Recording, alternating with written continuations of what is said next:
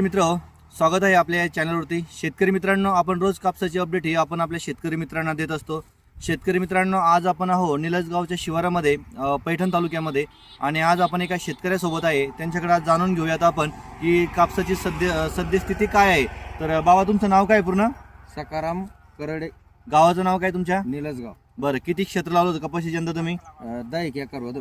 10 acre होतं। किती खर्च आला 10 एकर मध्ये तुम्हाला यंदा? तो आला समजा 40-50 50,000 पर्यंत खर्च आला। हा. तर काय भाव मिळाला तुम्हाला कापसाला यंदा?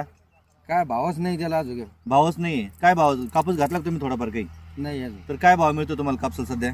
सध्या भेटतो समजा 6-7। बरं, 6 ते 7,000 रुपये 100 पर्यंत आपल्याला कापसाला बाजार भाव मिळतोय। तर आहे का?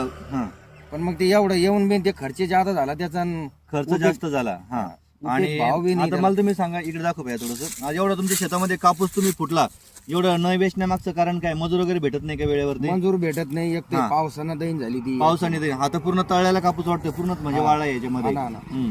पण मग आता ते लेबरच भेटना। लेबर भेटत नाही, त्याच्यामुळे तुम्ही बघू शकता मित्र की या शेतामध्ये पूर्ण गच्च असा कापूस भरलेला आहे। वेचायला मजूर भेटत नाही, त्याच्यामुळे देखील ही अवस्था आहे। 80-90 रुपये झाडा। आपल्याला 1 क्विंटल कापूस वेचायचा असेल तर किती खर्च येईल?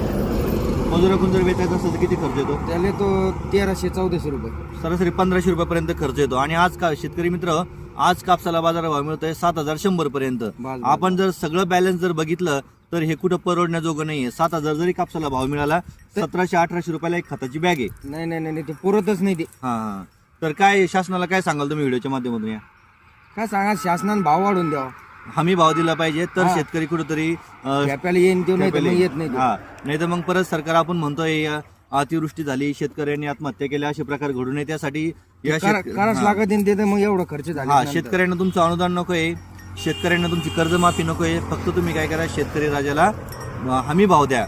जो शेतकरी माल पिकवतोय, जे शेतातून सोनं पिकवतोय, त्याला फक्त योग्य भाव द्या। शेतकरी कुठंच कमी पडणार नाही।